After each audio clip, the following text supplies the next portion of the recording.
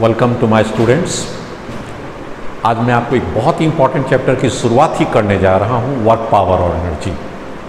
ये एक बहुत ही बड़ा कॉन्सेप्चुअल चैप्टर है और इसका एप्लीकेशन अभी मतलब 11th स्टैंडर्ड से लेके ये 12th स्टैंडर्ड कम्पिटिटिव एग्जामिनेशन हर जगह वर्सेटाइल है और ये बहुत बेसिक्स भी है। मैं चलिए इसे शुरू करता हूँ। What is the work and different types of questions related to work and energy including power. Yes, पहला मेरा क्वेश्चन होगा कि what is a work, work done क्या हो सकता है। अब यहां पर सिंपल वे में बताते हैं। When a force is applied on a body, yes, when a force is applied on a body and the body gets displaced, okay, then work done is equal to force dot displacement. मैं इसे जरा explain करके बताता हूं ये कैसे करना है। Let us consider this is a block kept on a surface, smooth surface, and here it is the force applied. This is the F, and let us suppose it makes an angle theta. The body is A. When force is applied, it has been displaced to this position. यहाँ तक आ गया. And let us suppose center to center displacement is a d vector along this direction. मैंने इसे कहा. And this is the theta. अब क्या करना है बच्चे? ये वही ए ब्लॉक है जो न्यू पोजीशन पर आ गया। ये यहाँ पर है, ये ब्लॉक यहाँ पर है। Now what is the component of this force along the direction of displacement?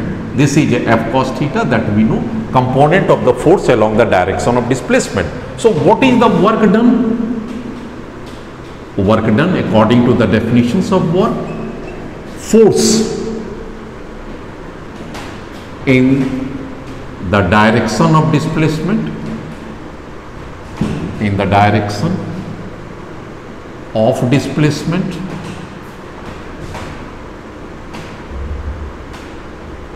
into displacement. So this could be written as F cos theta into D.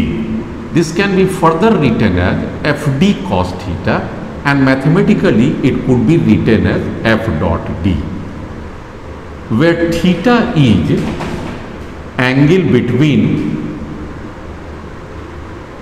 force and displacement.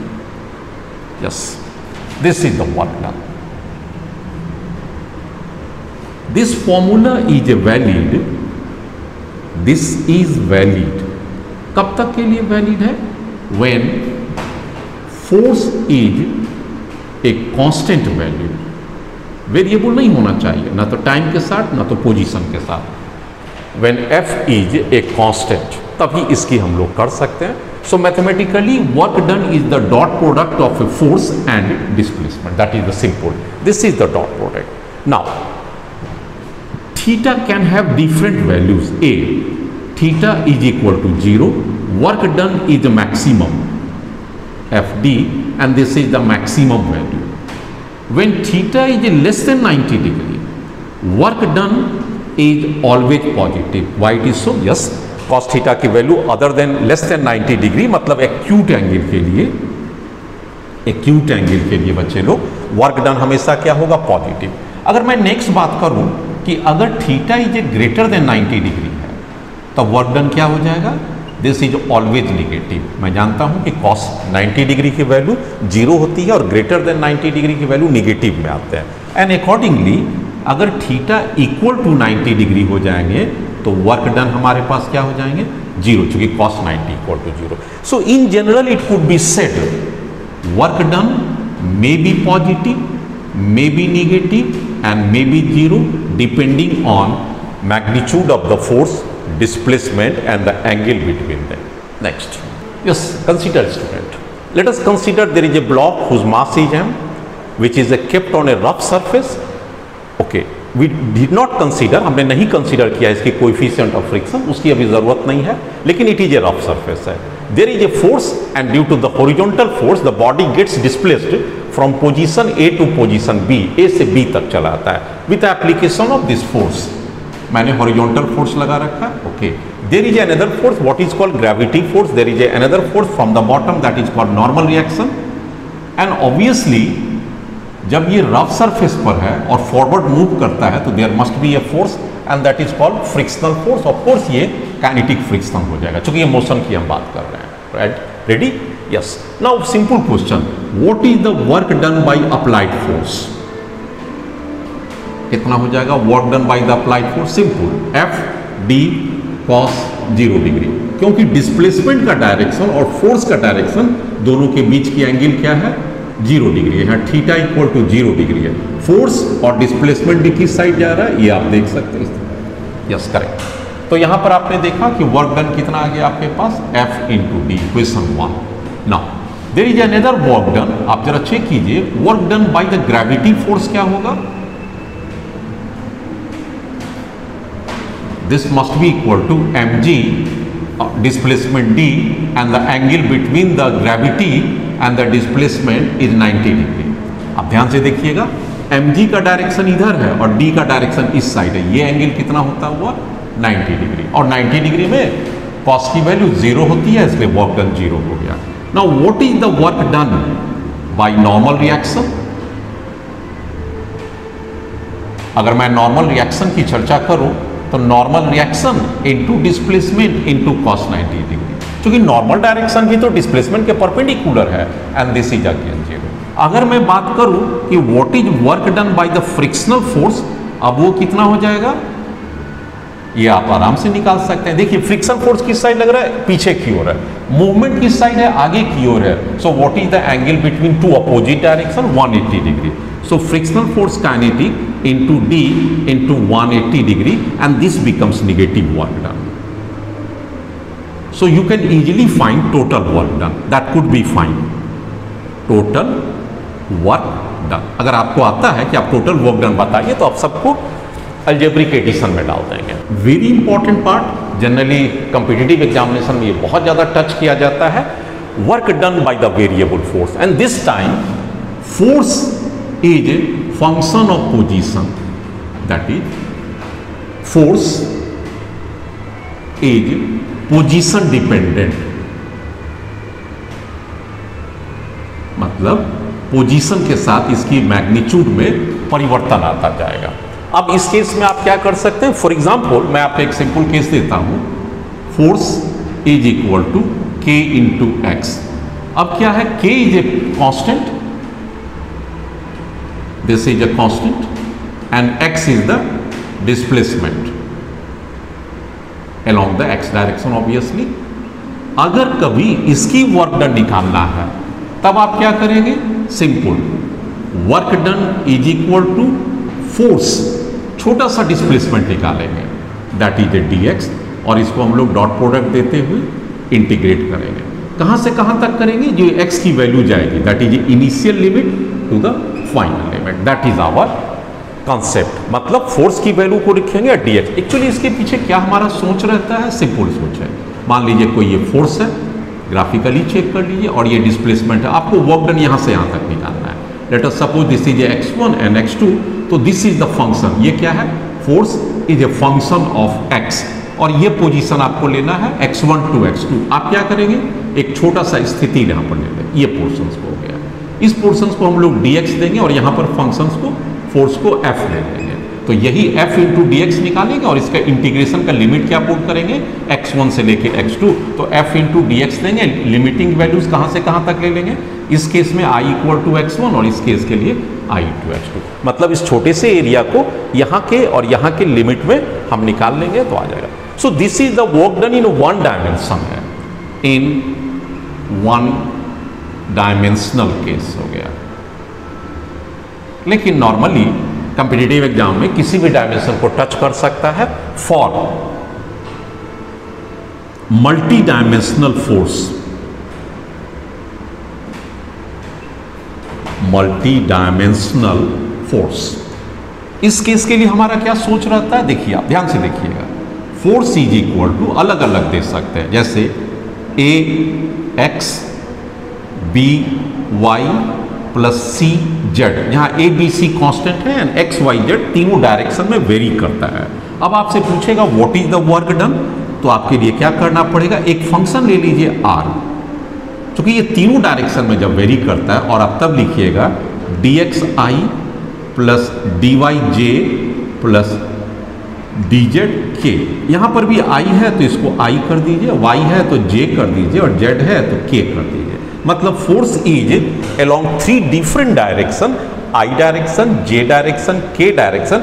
अब dx के लिए i put कर दीजिए, dy के लिए j put कर दीजिए, k put कर दीजिए। What is i j k?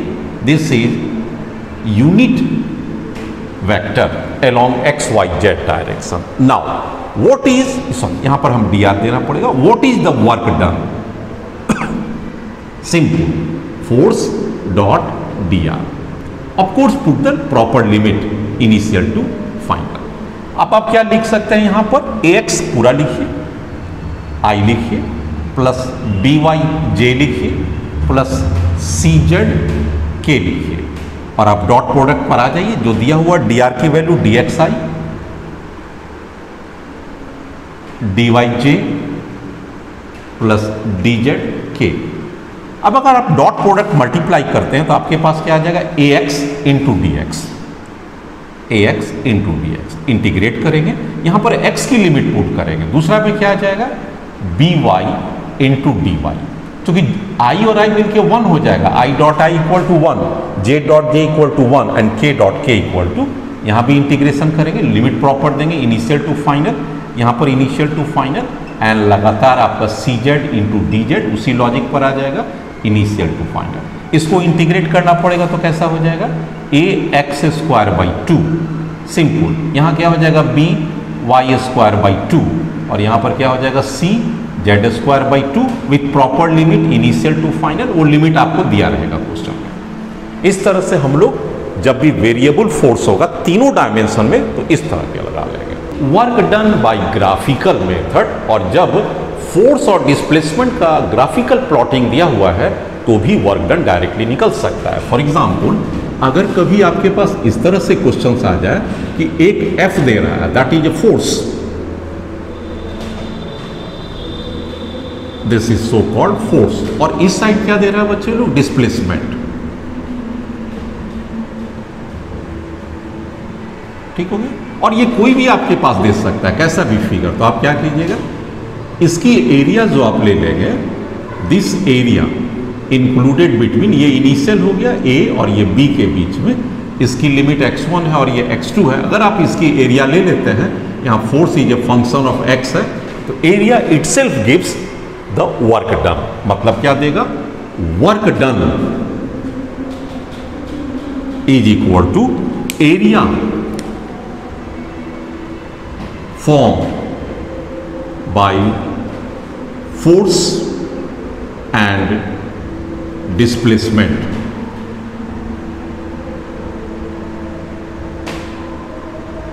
ये वाला एरिया फोर्स और डिस्प्लेसमेंट का, ये प्रोजेक्टेड नहीं, प्रोजेक्टेड ऑन डिस्प्लेसमेंट एक्सिस।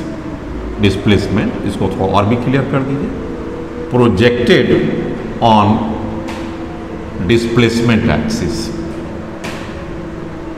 हर चीज का मैं एग्जाम्पल दे के आपको बेहतरीन ढंग से समझाऊंगा, आप समझ लीजिएगा। लेकिन यहां पर थोड़ा सा ध्यान दीजिएगा कि इस एरिया को आप पॉजिटिव लेते हैं, चूंकि यहां पर फोर्स क्या है? ये पॉजिटिव फोर्स है, और ये डिस्प्लेसमेंट भी क्या है? पॉजिटिव है। लेकिन कभी कभी आपके साथ ये केस भी देखने को मिलेगा, जैसे ये कोई ऐसे चला जाए और ये ऐसे चला जाए। ध्यान दीजिएगा, आप इस एरिया को पॉजिटिव ट्रीट कीजिएगा, ये फोर्स है और ये डिस्प्लेसमेंट है, ये एरिया पूरा पॉजिटिव है, और ये एरिया जो आपका हो जाएगा that area is negative. So what is the work done? Work done positive area minus negative area.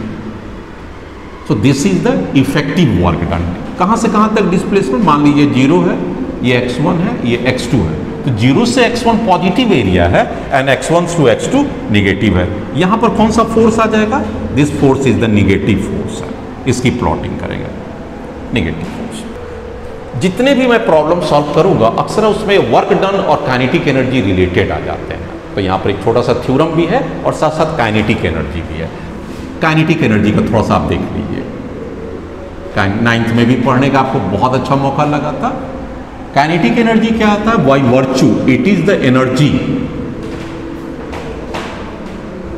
Bye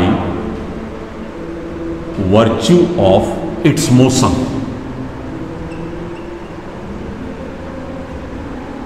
and kinetic energy को अगर K कहें तो half m into v square. This is the kinetic energy where m is the mass and of course v is the velocity of the mass। बड़े आराम से आप इसकी value निकाल सकते हैं। This is the kinetic energy. तो कभी भी काइनेटिक एनर्जी निकालने के लिए दो चीज की जरूरत पड़ती है, mass and velocity. Yes, now अब आपके पास एक बहुत इंपॉर्टेंट थ्योरम आएगा, that is called work energy theorem.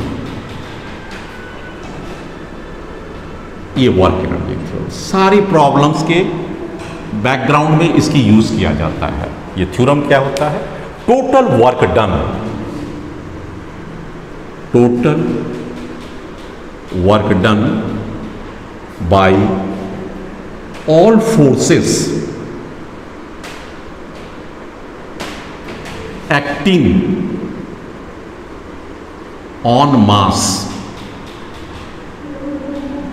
That is conservative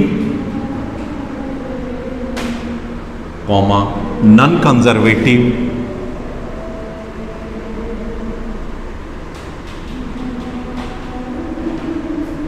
real और सीडो।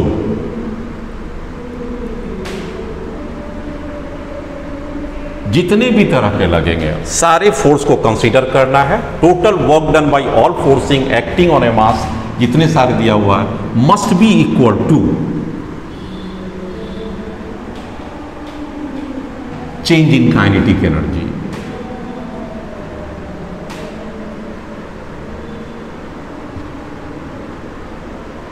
मतलब क्या हो जाएगा? Simple, work done all forces and this must be equal to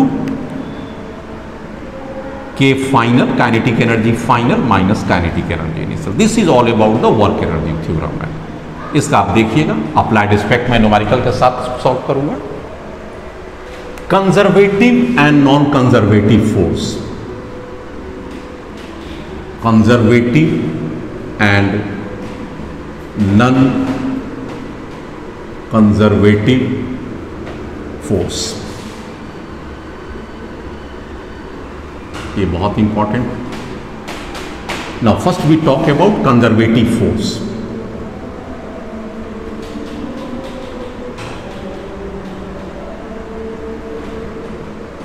This force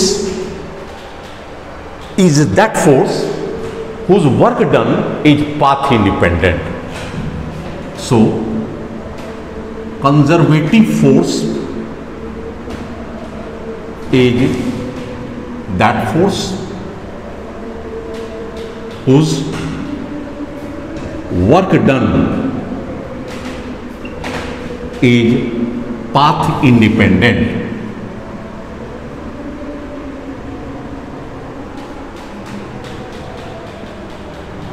path से नहीं मतलब रखता है। In other words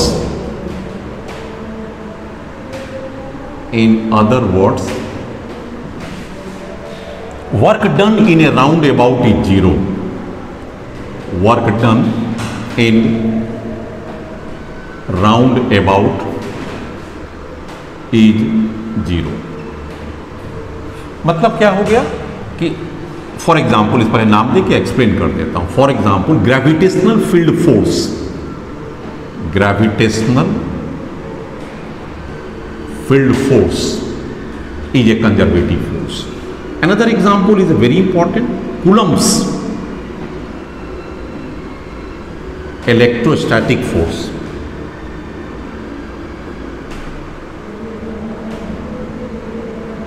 are conservative force.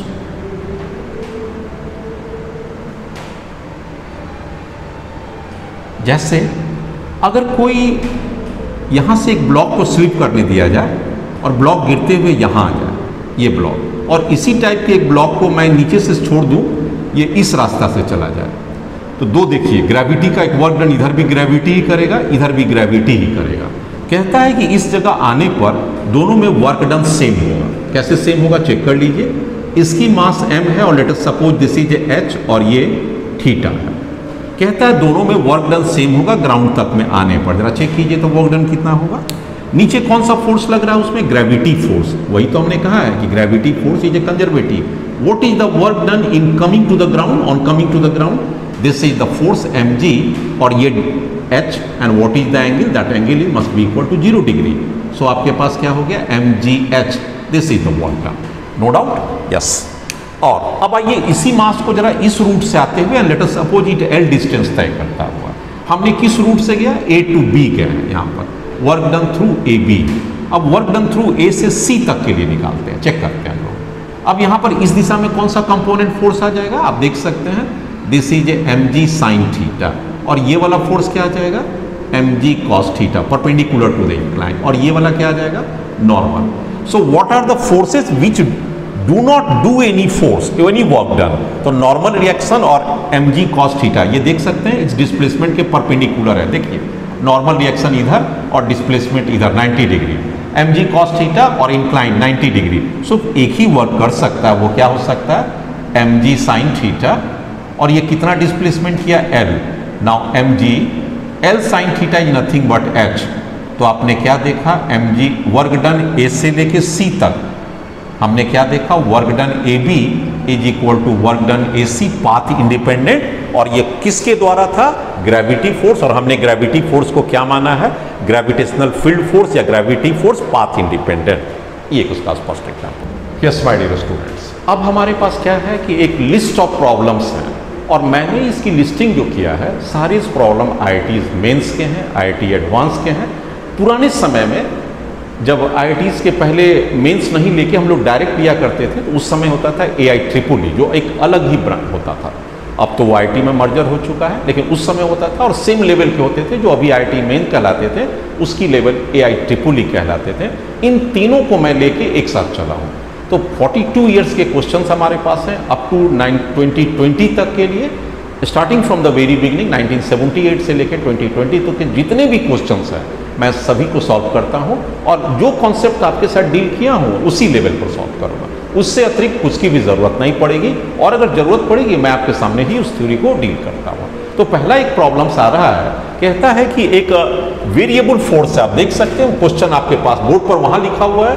क्या कहता है, force is a variable ax plus b square, a and b positive constant है, और उसी फोर्स के द्वारा मैक्सिमम स्ट्रेच कितना किया गया, l, फ्रॉम 0 टू l, याद रखेंगे 0 टू l को स्ट्रेच किया गया है। तो कहता है what is the work done. तो ये कौन सा फोर्स हो गया बच्चे लोग, आप देख सकते हैं force is A position dependent, so this force is called F is variable force हो गया। अब आप चेक कीजिए कि इस वेरिएबल फोर्स में क्या x डायरेक्शन में है या y है या z है, आप यहां पर चेक कर सकते हैं। Force is a variable from x direction only, and what is the maximum length displacement, that is from 0 to l। अब आपका वर्क डन निकालने आता है। हमने आपको जो थ्योरी पढ़ाया उसी थ्योरी की अप्लाई कीजिए, अभी अभी तुरंत पढ़ाए हैं।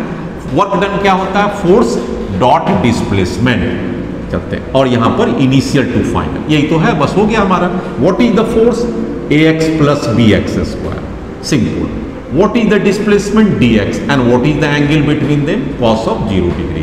इसे इंटीग्रेट कर दीजिए, कितना ले लीजिए, 0 से l, सिंपल हो जाएगा। ax into dx plus bx square dx, और cos 0 तो 1 हो गया। इसकी इंटीग्रेट करेंगे 0 टू l करेंगे, और इसकी भी इंटीग्रेट करेंगे 0 टू l।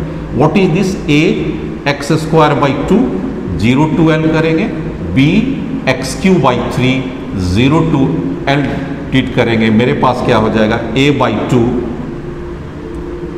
2 सॉरी, यहाँ पर l स्क्वायर हो जाएगा प्लस b बाई 3 और l क्यू हो जाएगा। This is the final work done.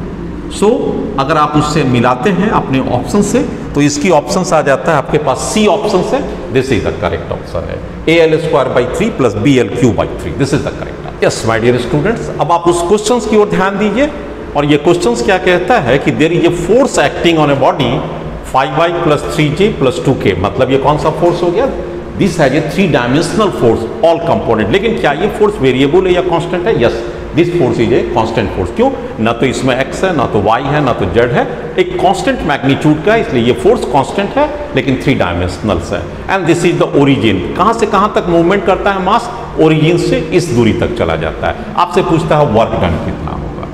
Now this work done equal to force dot displacement, simple. इसमें इंटीग्रेशन की कोई जरूरत नहीं है, चूंकि इट वेरिएबल नहीं है तो मैंने डायरेक्ट ही कर दिया। मल्टीप्लाई कर दीजिए, 5 को इससे कीजिएगा 10, i dot i equal to i square 1 हो जाएगा, -3 जे डॉट जे 1 हो जाएगा। So simple 7 joule. आप ऑप्शन में देख लीजिए and that is the answer. Next my dear students, there is a force you can see here. This force is acting in 2 different directions. You can see I and J. Let us consider this is the J direction, Y axis, and this is the X axis. That is called unit I vectors हो गया। अब कहता है the particle moves from origin.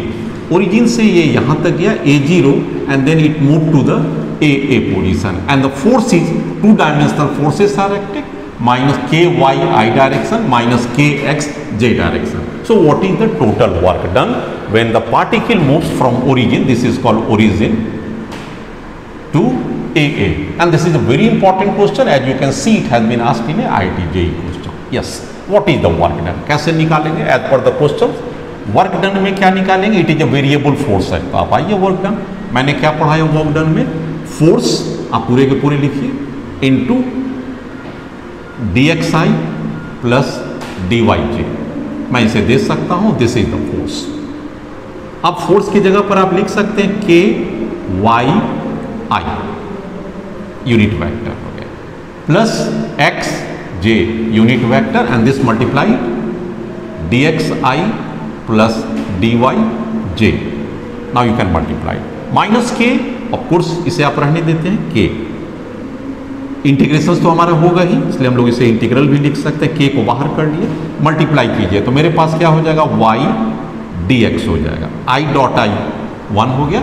उसी तरह से ये क्या हो जाएगा? x और dy हो जाएगा। i डॉट आई हो गया 0। Now this you need to, this can be further written as integration y differential of x y. When you differentiate x y, what does it becomes? y leave करते हैं first second function को dx और first function को leave किए dy। So differential of x y is y dx plus x dy। आराम से लिख सकते हैं व्हाट इज इट्स लिमिट, कहां से कहां गया? 0 0। आप यहां पर क्या पुट करते हैं? 0 0, और मैक्सिमम लिमिट कहां तक गया? उस पॉइंट फाइनल में a से a तक कर सकते हैं। अब डिफरेंशियल और इंटीग्रेशन एक साथ दोनों कैंसिल हो जाता है। अब आपके पास क्या बच गया? It is x y, sorry k तो आपको लेना ही पड़ेगा, minus k x y, put the limit 0 0, और ये लिमिट मैक्सिमम कहाँ तक आ गया?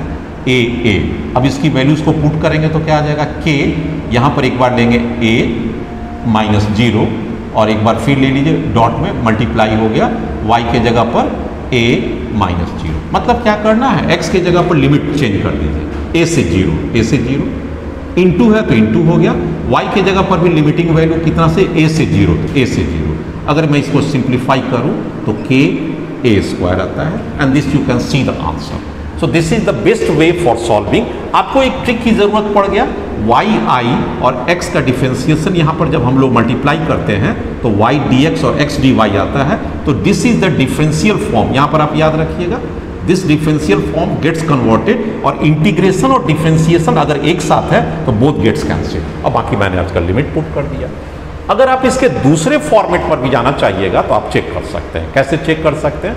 आप आइए, जब आप इसको यहाँ से यहाँ मूव करते हैं, इसका दूसरा मेथड से करते हैं, सेकंड मेथड है, वो भी चेक कर लीजिए। सेकंड मेथड से भी हम लोग कैसे बनाना पसंद करेंगे, ध्यान से देखिए। आप केवल ए से लेके बी तक लीजिए, work done during A B क्या होता है? इसके दो फोर्स लग रहे हैं। कौन कौन फोर्स लग रहे हैं? एक देखिए के वाई आई डायरेक्शन में, तो आई डायरेक्शन यहाँ ले लीजिए, लेकिन इस y के जगह पर इसमें कौन कौन फोर्स लगेगा? 2 वेक्टर्स के कारण लगेंगे, माइनस के वाई आई डायरेक्शन। फोर्स किस डायरेक्शन में चल रहा है? आई डायरेक्शन में। लेकिन डिस्प्लेसमेंट क्या दिया हुआ? y का वैल्यू यहाँ पर क्या पुट कर दीजिएगा?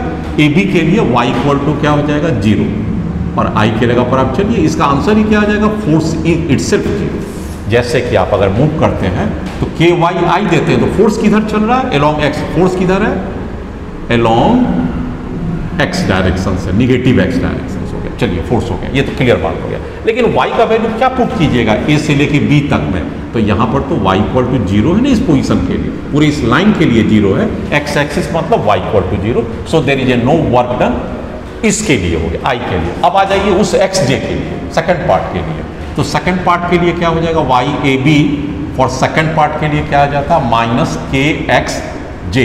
अब फोर्स किस तरफ कर रहा है, देखिए Z direction, sorry J direction, Y direction, force Y direction और डिस्प्लेसमेंट किधर है, एक्स डायरेक्शन, तो दोनों एक दूसरे पर 90 डिग्री है, so work done is 0, so there is a no work done in A B. अगर आप इसको समझते हैं तो ये भी अच्छा हो गया। अब जरा दूसरा देखिए सेकंड फॉर्मेट, सेकंड फॉर्मेट किस फॉर्मेट की बात करते हैं, अब हमारा वर्क डन निकालते हैं बी से सी तक के लिए, इसको सी नाम दे दीजिए, what is the work done from B to C.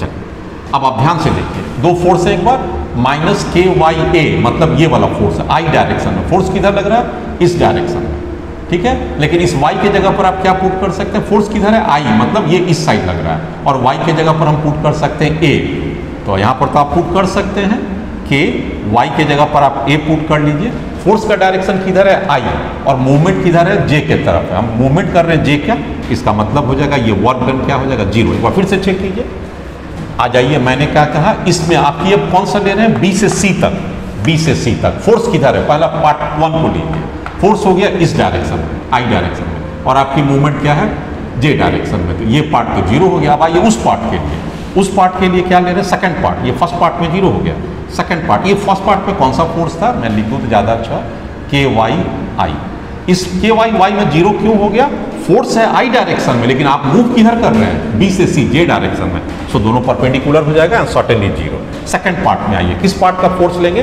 Plus minus, sorry minus, force क्या हो गया यहाँ पर, आइए माइनस के एक्स जे, ध्यान दीजिए आप किस दिशा में जा रहे हैं, जे डायरेक्शन में आप, ठीक है, फोर्स जे डायरेक्शन में जा रहा है, और एक्स की पोजीशन वहां पर क्या पुट कीजिएगा, एक्स इक्वल टू क्या है, ए, तो यहाँ पर आ जाइए माइनस के ए, और वर्क डन आप निकाल रहे हैं, तो फोर्स इंटू डिस्प्लेसमेंट, डिस्प्लेसमेंट किधर जा रहे हैं आपका, इसमें यहाँ पर आ गया एक्स जे है ना, के एक्स आई नहीं, आई का तो हम लोग कर ही लिए थे, जे ले रहे हैं, सॉरी यहाँ पर जे हो गया फोर्स, तो जे दिशा में आपका डिस्प्लेसमेंट कितना है, ए और 0, ए माइनस 0, तो दिस इज ए माइनस 0, इसका मतलब क्या हो जाएगा, K A square, so there is a work done, इसमें वर्क डन 0 है, यहाँ पर work done A B equal to 0 and work done B C is equal to minus K A square, that is answer. वही answer है जो मैंने इस method से भी बनाया था, क्वेश्चन भी वही है। अब दोनों मेथड से समझिए इसमें वर्क डन क्यों 0 हुआ, ध्यान से देखिए, और इसका वर्क डन कैसे होता है। माय डियर स्टूडेंट्स, आप उस क्वेश्चन को देखिए, जेई एडवांस में पूछा गया क्वेश्चन से क्या कहता है कि there is a force and of course variable force, दोनों डायरेक्शन में है, आई में भी है और जे में भी है। फोर्स क्या है, k is a positive constant, x is a coordinate vary करेगा, वाई भी कोऑर्डिनेट है वेरी करेगा, एक्स वाई वेरिएबल है और वाई जेड है। कहता है the initial position of the particle is a0 and the final position is 0a and it moves on a circular path according to the question. तो ये question किस format पर जाता है और आपको वर्क डन पूछ रहा है, पहले आप इसे फॉर्मेट को जरा सा चेक कीजिए। It moves on a circular path, पहले क्या कहता है, दिस इज द ओरिजिन, आप इसे 0 0 कोऑर्डिनेट ले लीजिए। यहां पर इसकी पहली कोऑर्डिनेट है a0, पहला पॉइंट हो गया a0, इस पॉइंट पर let us consider this is a, और ये इस पॉइंट पर आ गया, इसकी कोऑर्डिनेट है x एक्सिस 0 और y a, दैट इज इस पॉइंट पर आ गया। Yes, now let us consider, अगर इसकी हमने मान के रखा है कि ये a है तो रेडियस कितना हो जाएगा, दैट इज a। अब अगर इस कोऑर्डिनेट को ले लीजिए x और y ले सकते हैं, क्योंकि हमारे पास x और y कोऑर्डिनेट है, इसको आप अलग कर लीजिए यहाँ से, let us put this is A x and this is A y, तो ये xi हो जाएगा और ये yj हो जाएगा, j डायरेक्शन में ये हो गया, और इसे a वेक्टर दिए तो a इक्वल टू क्या हो सकता है, xi plus yj vector, this is the a vector, a vector का डायरेक्शन इस साइड हो गया। अब यहाँ पर जरा से देखिए ध्यान से, what is the magnitude of a equal to x square plus y square and this is half. अगर इसकी हमने स्क्वायर रूट में ले लीजिएगा, चाहे ए स्क्वायर ले लीजिए, तो एक्स स्क्वायर वाई स्क्वायर आ जाएगा, तो एक्स स्क्वायर वाई स्क्वायर की जगह पर ए स्क्वायर पुट कर सकते हैं। अब फोर्स कैसे आ गया, जरा सा ध्यान दीजिएगा बच्चे लोग, k positive constant, do not touch it, x square plus y square can be written as a square कटेगा, ए क्यू ये आई हो जाएगा प्लस वाई हो जाएगा, नीचे भी सेम चीज है, ए क्यू हो जाएगा और ये जे हो जाएगा, सिंपल हो जाएगा। अगर इसको सिंप्लीफाई करें तो मेरे पास क्या हो जाएगा, वेक्टर फॉर्म में ही आ रहा है, ये एक्स आई हो जाएगा प्लस वाई जे हो जाएगा और ये ए क्यू हो जाएगा। नाउ दिस इज सिंपल, के एक्स आई प्लस वाई जे अगर आप देखते हैं तो ये ए वेक्टर हो गया डिवाइडेड बाई ए क्यू हो गया, क्लियर कट हो गया। This is the force. इस फोर्स को हम लोग कह सकते हैं, ए कटेगा तो आर स्क्वायर हो जाएगा, तो फोर्स इज एक्टिंग। ये फोर्स कैसा एक्ट कर रहा है, डायरेक्शन क्या है फोर्स का, ए वेक्टर देखिए, ए का डायरेक्शन कौन सा हो गया, this is the direction of a unit vector. इस डायरेक्शन में एक्ट कर रहा है जो सेंटर से पास कर रहा है। This force is called radial force, radial force as it passes through centre, ठीक। और ये भी दिया हुआ है particle moves on a circle, तो ये जो पार्टिकल है कैसे मूव कर रहा है, सर्किल पर जा रहा है, कैसे, ए जीरो से जीरो ए तक आया है। तो यहां पर आ जाइए तो पार्टिकल के डिस्प्लेसमेंट का डायरेक्शन क्या होगा, tangent to the circle, this is the displacement direction and here it is the force direction. So can you just watch what is the angle between them, this is 90 degree and so what is the work done, work done equal to force dot displacement. Force की value K A divided by A Q vector D and cos 90। D displacement हो गया, यहां से यहां तक आता है, मान लिया जाए डी डिस्प्लेसमेंट है तो कॉस 90 हो जाएगा, cos 90 zero, answer is zero. So the choice is zero, that is the correct answer. Yes my dear students, there is a work done problem, once again you can check it, this is again IIT JEE problems. क्या कहता है कि the force acts on a body whose mass is 2 kg, correct. This time the position of the mass varies with time t. T is the time. Here you can write it. T is the time. Yes. Now what is the work done? Limit क्या है, time का value 0 से लेके 5 second तक में कितना work done होगा। इसे बनाने का 2 मेथड होते हैं। मेथड 1, दोनों ही मेथड एक लाइन का है और JEE लेवल की प्रॉब्लम्स किया, ध्यान से चेक कीजिए। सबसे पहले इस x को वेलोसिटी में आ जाएंगे। What is dx by dt, differential of displacement with respect to time, obviously भी 60 आ जाएगा। ये पहला आपका क्वेश्चन हो गया। नाउ टाइम की वैल्यू को पुट कीजिए 0 से 5, तो what is the initial velocity, 6 into 0। What is the final velocity, that must be equal to 6 into 5, that is equal to 30 metre per second. Yes, now what is the work done, simple, हमने work energy theorem में आपको पढ़ाया। Work energy theorem क्या कहता है, work done जब भी निकालना हो और अगर आपके पास इनिशियल और फाइनल वेलोसिटी दिया रहे, आप दूसरा प्रोसेस पर जाइए ही मत, डायरेक्ट कीजिए change in kinetic energy. Now what is the kinetic energy, K final minus K initial. What is the kinetic energy format, half, mass इसकी कितनी ऑलरेडी 2 है। नाउ वी फाइनल 30 के स्क्वायर माइनस 0 का square, 2 cut गया 900। सो this is the 900 joule and this is the method 1, this is the one of the easiest method, work energy theorem की application है। Method 2 की बात कीजिए इसकी सॉल्व करने का, क्या कोई और भी मेथड है, yes you can check it. कैसे चेक करें, आइए वंस अगेन, आपके पास वेलोसिटी का फॉर्मेट क्या आ गया, this is the velocity equal to 60 from this one equation का मैंने डायरेक्ट यूज किया। एक बार और डिफरेंशिएट कर दीजिए, कैसे, dv by dt, what is its value, 6 into t का 1, that is 6 meter per second square. This is the acceleration. Can you find force? Why not? Yes. What is the force? Mass into acceleration. What is the mass? 2 and acceleration 6. This is the 12 Newton. So can you find the work done? Why not? Work done equal to force dot displacement. So displacement निकालना है, displacement कितना होगा आप जरा check कर लीजिए displacement को। सबसे पहले x1 की वैल्यू ले लीजिए, जब टाइम t इक्वल टू 0 कितना आ जाएगा, पोजीशन आपका दिया हुआ, टाइम t को 0 कीजिएगा, यहाँ पर 0 कीजिए 5 metre, so this is the 5 metre. यहाँ पर t 0 हो गया, ये पुट 0, वाइट 5 मीटर आ गया। Now what is the x2, आप यहाँ पर t का वैल्यू कितना पुट कीजिएगा, दैट इज 5, 5 5 जा 25, 3 75 प्लस 5 80, तो ये हो जाएगा 80 metre. So what is the difference, x2 minus x1, displacement कितना हो जाएगा, that is 80 minus 5, this is 75 metre. अब इसकी वैल्यूज को पुट कर दीजिए, फोर्स कितना आपके पास ऑलरेडी निकाला, 12 इंटू 75, फोर्स और डिस्प्लेसमेंट में ध्यान क्या देना है बच्चे, देखिएगा ये डिस्प्लेसमेंट कैसे मैंने लिया है, जब शुरू में time t equal to 0 put कीजिए तो ये यहाँ पर था, a पोजीशन पर था, और ये x1 कितना आ गया था, 5 मीटर।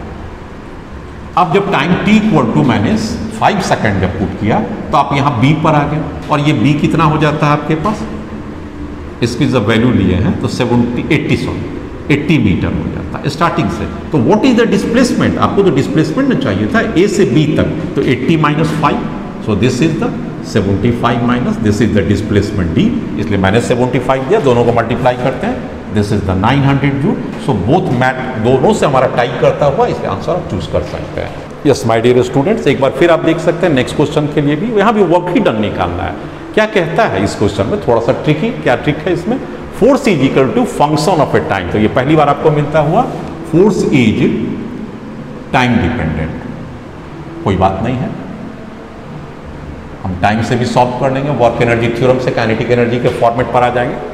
क्या कहता है, मास 1 kg है और टाइम कहां से कहां तक लेना है, ड्यूरिंग 1 सेकेंड, मतलब 0 से 1 सेकेंड तक। Okay, now move on to this, work done आपको निकालना है।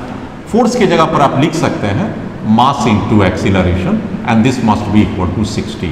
मास एज यूजुअल 1 kg, तो acceleration equal to 60। Yes, acceleration को हम क्या लिख सकते हैं, dv by dt and this is equal to 60। अब आप क्या लिख सकते हैं, dv equal to 60 into dt, very simple. इसलिए अगर हम लोग कहते हैं इंटीग्रेट कर दें इसको, तो ये यहाँ से कहेंगे 0 से t, क्योंकि आपके पास 0 से t समय है, और तब मान लीजिए 0 से v, क्योंकि जैसे ही आप 0 देते हैं तो वेलोसिटी आपका 0 हो जाता है इनिशियल टाइम पर। तो आप यहाँ पर से आ जाइए, ये क्या हो गया आपके पास, dv से v हो जाएगा, v की v वैल्यू पुट कर दी, और उस साइड आ जाइए तो क्या हो जाएगा, dv dt इज करेक्ट 6, ठीक है। और यहाँ पर क्या हो जाएगा बच्चे लोग, t²/2 पुटिंग द लिमिट कहाँ से कहाँ तक, 0 से t, ये कितना हो जाएगा 3t², 0 t² minus v², so you get the velocity. So what is the velocity, 3t², put it equation 1। अब क्या लग गया इसमें, वर्क डन निकालने के लिए तो मैं आपको बता ही दिया, what is the initial velocity, 3 into 0 का square that is equal to 0। What is the final velocity, 3 into 1 का स्क्वायर, आपका टाइम 1 है, this obviously 3 metre per second. Can you find the kinetic energy, yes kinetic energy, work done कितना हो जाएगा, this work done equal to change in kinetic energy. Initial 0 है, final आप ले लीजिए, हाफ m की वैल्यू ऑलरेडी 1 है, into v², this is 3 का स्क्वायर, 9 डिवाइडेड बाई 4.5 जूल।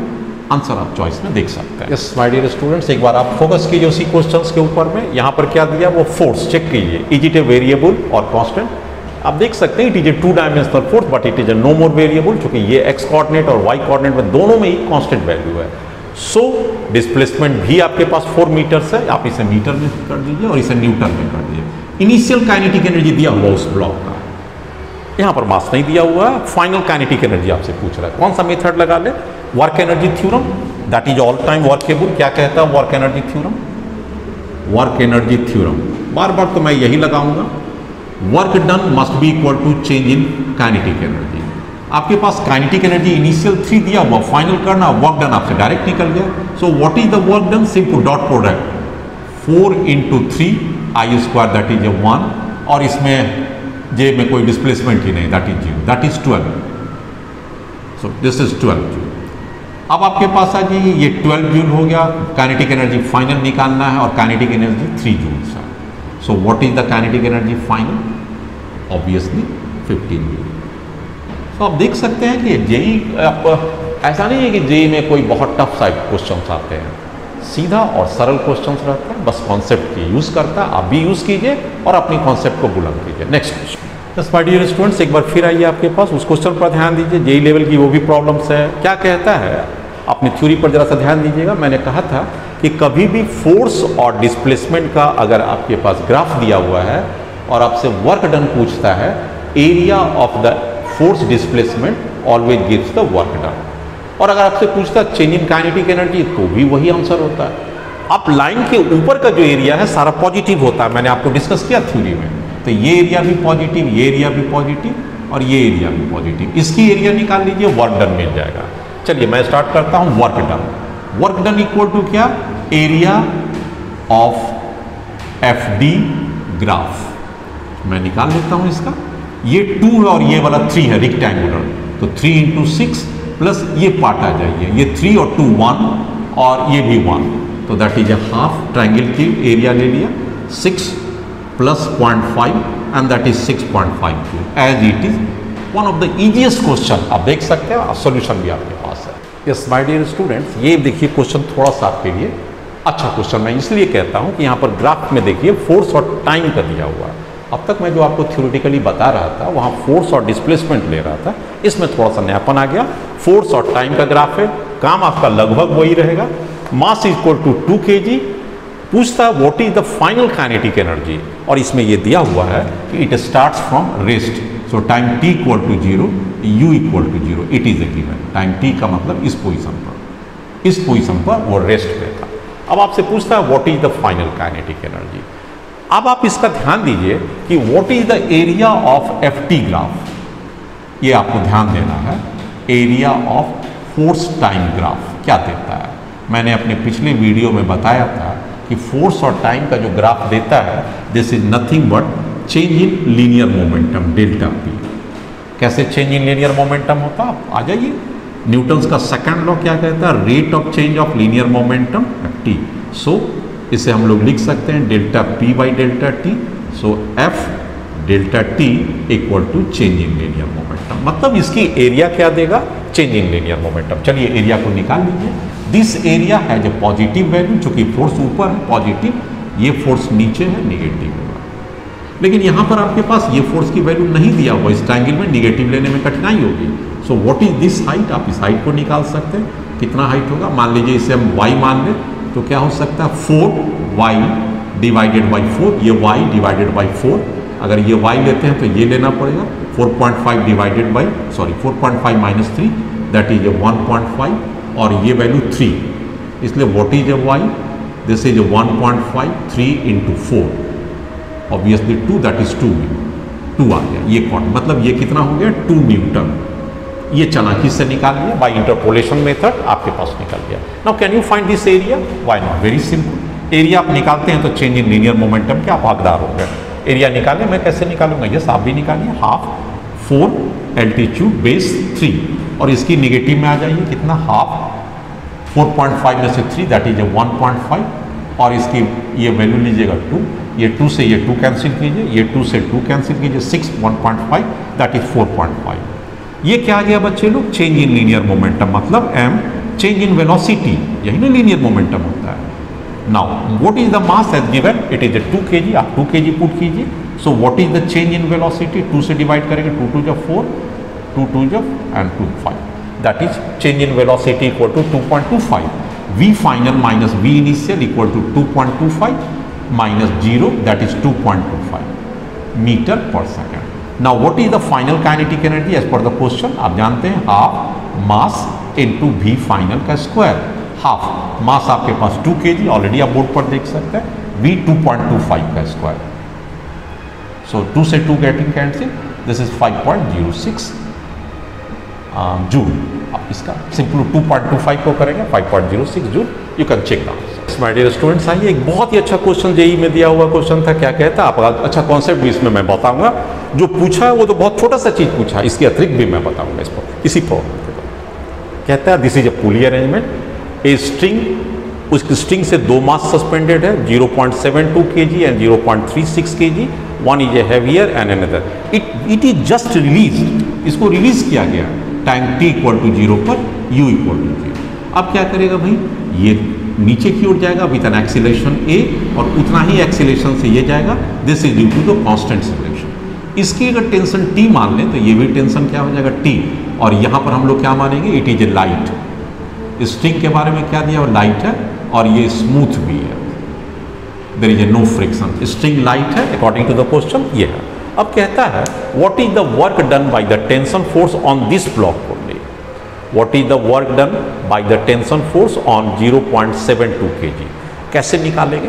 सबसे पहले इसको एक laws of Newton's laws motions के हिसाब से आप इसमें टेंशन और एक्सीलरेशन निकाल लीजिए, उसके बाद मैं चर्चा करता हूँ। तो टेंशन और एक्सीलरेशन निकालने के लिए what is the net force acting on this system, ये आप आसानी से निकाल सकते हैं। नीचे में 7.2, तो 7.2 इंटू 10 कर दीजिए, दैट इज 7.2 न्यूटन, और ये वाला कितना फोर्स लग रहा होगा? 3.6 न्यूटन। ये फोर्स आ गया आपके पास, ग्रेविटी फोर्स F1, ये gravity force F2, gravity force है। So what is the net force acting on A system? 7.2 minus 3.6 Newton, this is the net force. क्योंकि टेंशन का थ्रू आउट कैंसिल होता हुआ, तो नेट फोर्स हो गया मास time acceleration. मास जोड़ेंगे तो कितना हो जाएगा? 0.72 प्लस 0.36, इनटू एक्सीलरेशन। इसलिए हम लोग एक्सीलरेशन को आराम से निकाल सकते हैं। कितना हो जाएगा? ऑब्वियसली 0.36, सॉरी हाँ 3.6 डिवाइडेड बाय 0.36 में नेट फोर्स हो गया। अगर हम 0.36 को कॉमन ले लें तो कितना हो जाएगा? 0.36 दैट इज 2 + 1। हमारा ये कहने का मतलब हो गया कि ये दोनों कटेगा तो कितना आ जाएगा? ये आ जाएगा 10 आ जाएगा और 10/3 metre per second square. So what is the acceleration of the block? ये दोनों कटेगा, 10 से मल्टीप्लाई कर देंगे ऊपर नीचे, ये कटेगा 10/3 आ जाएगा। Yes correct. अरे भाई ये भी कितना एक्सीलरेशन हो जाएगा? 10/3 metre per second square. Now can you right the expression for tension? जब यहाँ पर निकालने के लिए क्या तरीका अप्लाई करेंगे? एक्सीलरेशन आ गया, इसी पर से टेंशन निकाल लीजिए। क्या देंगे? कौन ज़्यादा फोर्स लग रहा है? भाई चूंकि ये नीचे की ओर जा रहा है इसलिए 7.2 न्यूटन आपके पास लार्जर अमाउंट ऑफ फोर्स है। This force minus tension T must be equal to mass 0.72 into acceleration 10/3। Okay, so what is tension? 7.2 और this becomes 7.2/3। This is the tension.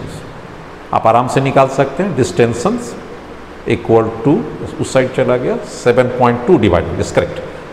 हम लोग इसको सिंप्लीफाई कर सकते हैं। कितना हो जाएगा? 7.2 आप अगर कॉमन ले लेते हैं तो 3 - 1 that is 2/3 metre, sorry newton. इतना न्यूटन आ जाएगा। Yes correct. अब हमारे पास क्या है? What is the work done? निकाल लीजिए। वर्क डन बाय द, किसके द्वारा? इसके ऊपर जितना लग रहा है। Work done on 0.7 kg, 0.72 kg tension के द्वारा। तो टेंशन क्या होगा? Tension dot displacement. अब टेंशन किधर लग रहा है? ऊपर, और डिस्प्लेसमेंट किस साइड लग रहा है? नीचे की ओर। आप देख सकते हैं ना, फोर्स किस साइड लग रहा है? टेंशन ऊपर और ये नीचे की ओर है। तो आप उसी के हिसाब से सेट कर दीजिए। टेंशन की वैल्यू आपके पास ऑलरेडी आ चुका है। डिस्प्लेसमेंट आपने अभी तक नहीं निकाला। Yes, there is a point to find the displacement. क्या दे डिस्प्लेसमेंट का? तो displacement D equal to UT, obviously 0 हो जाएगा चूंकि starting from it, half acceleration 10/3 into T square. कितना देर में टाइम लेना है? 1 का स्क्वायर कर दीजिए, तो दैट इज इक्वल टू 5/3।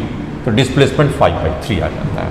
अब आप इसकी वर्क डन निकालेंगे। टेंशन कितना आ गया? 7.2 डिवाइडेड बाई 7.2 इंटू डिस्प्लेसमेंट कितना है आपके पास?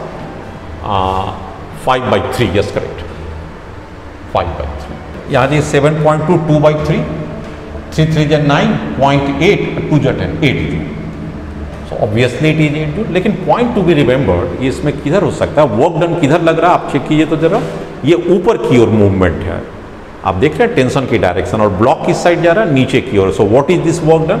माइनस ऑफ 8 होगा। ध्यान से चेक कर लीजिएगा। अब यहाँ तक तो अकॉर्डिंग टू द क्वेश्चन से मैंने जिसे सॉल्व कर लिया, लेकिन अगर मैं पूछता कि what is the work done by the string on different blocks, तो कितना होता? आप ध्यान से देखिए, ये ब्लॉक नीचे गया, टेंशन T है, तो ये भी तो टेंशन T है, दोनों टेंशन बराबर, और जितना ब्लॉक ये नीचे जाएगा उतना ब्लॉक ऊपर चला जाएगा। So what is the work done by this tension on this small, that is equal to, ये वर्क डन इस पर निकला। अब जरा सा वर्क डन निकालिए तो इस पर कितना आ जाता है? ऑन 0.36, तो कितना आ जाता है?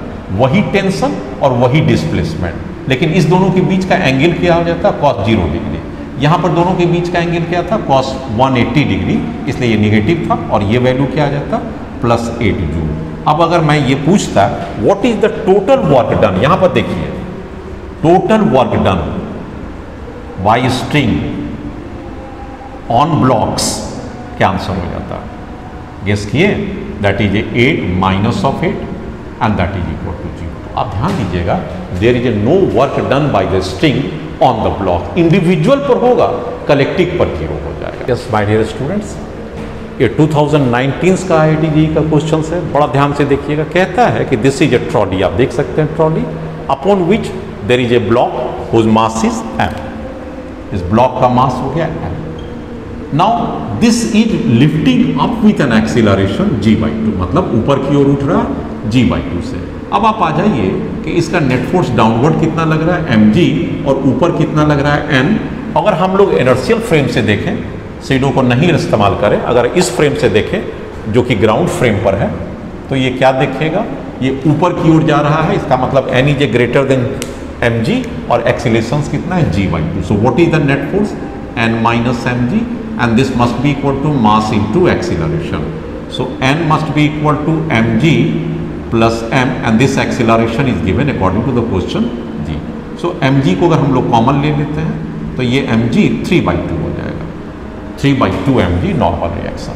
अब आपसे पूछता है what is the work done after t time. Okay, क्या दिक्कत है? t टाइम पर आपका एक्सीलरेशन 0, स्टार्टिंग फ्रॉम रेस्ट ले लीजिए. अब आप निकाल लीजिए डिस्प्लेसमेंट t टाइम पर क्या होगा, तो ut 0 हो जाएगा हाफ a कितना दिया हुआ है g/2 into T square. T time पर ही तो निकालना है. तो this is the displacement equal to gt square divided by 4, equation 2 and this is the equation 1. आराम से निकल गया ना. What is the work done by the normal reaction, क्या फॉर्मूला होता है? Force dot displacement. फोर्स कितना आ रहा है आपके पास 3/2 mg. डिस्प्लेसमेंट कितना आ रहा है gt square by 4. This is gt square by 4. Multiply कर दीजिए, आपके पास आ जाएगा 3/8 m g square and t square. So this is the work done. Simple question. ये आपको 2019 का क्वेश्चन था, मेंस के लिए था. It's very important question and conceptual questions. क्या कहता है इस क्वेश्चंस में कि a mass is transported from A to B under 3 different direction. आप देख सकते हैं, एक रूट 1 से गया, एक रूट 2 से गया, एक कर्व में रूट 3 से गया ए टू बी में. लेकिन under the gravitational field force है. यहां पर फोर्स कौन सा लग रहा है, ये दे दिया है. Force is gravitational field force है and this is the initial and this is the final. तीनों का एक पॉइंट और लास्ट पॉइंट सेम आता है. पूछता है वर्क डन, इसमें क्या रिलेशन हो सकता है. अगर इसको वर्क डन 1 ले लें, इसको वर्क डन 2 ले लें और इसमें वर्क डन 3 ले लें, तो ये फोर्स कौन सा फोर्स है? This force is a conservative force. और इस कंजर्वेटिव फोर्स के लिए मैंने आपको क्या बताया था? Work done A must be, work done 1 must be equal to work done 2 must be equal to work done 3 for the conservative force. Work done is a path independent. चाहे वो किसी भी रास्ता से जाए, वो क्यों नहीं इस रास्ता से भी जाए, तो भी वर्क डन सेम होगा, लेकिन कंजर्वेटिव होना चाहिए, जो इस केस में डिफाइंड है. यस माय डियर स्टूडेंट्स, जरा सा इस पर जरा फोकस कीजिए आप. क्या कहता है कि there is a block kept on a horizontal rough surface. Clear? Now there is a force acting. Okay, force की मैग्नीट्यूड नहीं दिया हुआ, but it moves with a constant velocity along the horizontal x direction. तो एक बात तय है कि अगर ये रफ सरफेस होगा तो there is a frictional force. And what is this frictional force? Kinetic frictional force. This is the mu k into n. ये डिस्कशन मैंने फ्रिक्शन में किया. म्यू की value is already given. n मास के कारण कितना लगेगा यहाँ पर नॉर्मल रिएक्शन m इंटू जी. मास आपका 2 kg, जी 10 मान लेते हैं. This is 20. हालांकि किताब में दिया हुआ, क्वेश्चन में दिया हुआ 9.8, लेकिन रफली लीजिए मैं 20. कैलकुलेशन इजी हो जाता है. तो ये आपके पास कितना आ गया 4 न्यूटन. ये फ्रिक्शनल फोर्स 4 न्यूटन लग रहा है, तो आपके पास ये भी फोर्स क्या होगा 4 न्यूटन. क्यों 4 न्यूटन होगा? क्योंकि आपने ये कांस्टेंट वेलोसिटी दे रखा है, तो net force along velocity direction must be 0. अब अगर आपका frictional force F kinetic equal to 4 newton है, तो अप्लाइड फोर्स भी 4 न्यूटन होगा, तभी तो नेट फोर्स 0 होगा. Yes, as it is the velocity is 0. तो फोर्स आपके पास निकल गया. अब आपसे क्या पूछता है, what is the work done. और जितना वर्क डन होगा वो हीट एनर्जी में कन्वर्ट हो जाएगा. वर्क डन के लिए क्या निकालते हैं और कितना समय में? 5 सेकेंड में. वर्क डन के लिए क्या हो जाएगा? सिंपल बात हो सकता है, आपके पास हो जाएगा फोर्स डॉट डिस्प्लेसमेंट. फोर्स कितना निकालना है? 4 जूल है, और आगे की ओर है डिस्प्लेसमेंट कितना हो जाएगा starting from rest with a constant velocity. Displacement कितना हो जाएगा बच्चे लोग? ut plus half. ए तो 0 है चूंकि वेलोसिटी कांस्टेंट है, तो ये टर्म तो 0 हो गया. u कितना दिया हुआ है 2 मीटर है, एंड टाइम कितना दिया हुआ 0 to 5 सेकेंड, मतलब 5 हो गया. तो 10 मीटर की डिस्प्लेसमेंट आपके पास होगी. फोर्स कितना लगा रहे हैं? 4 न्यूटन है. So what is the work done? This is equal to force dot displacement. Force कितना आपने लगाया? आगे वाला फोर्स 4 न्यूटन, और डिस्प्लेसमेंट कितना दिया 40 metre. So this is the 40 joule. ये क्या हो गया? Work done. अब according to the question, work done is converted into heat energy. Converted into thermal या हीट एनर्जी. तो ये हीट एनर्जी H कितना हो जाएगा, that is equal to 40 joule. And according to the relation जो J का value दिया हुआ मैकेनिकल इक्विवेलेंट कहलाता है 4 जूल पर कैलोरी, मतलब 4.2 जूल पर 1 कैलोरी हो जाएगा।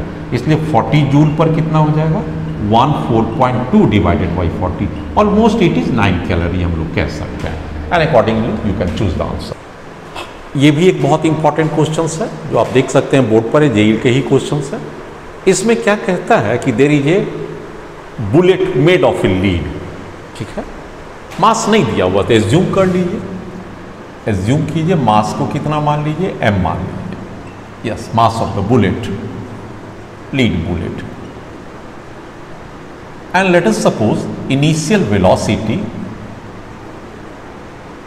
Velocity of this bullet is equal to u। ये दो चीज हमने एज्यूम कर लिया।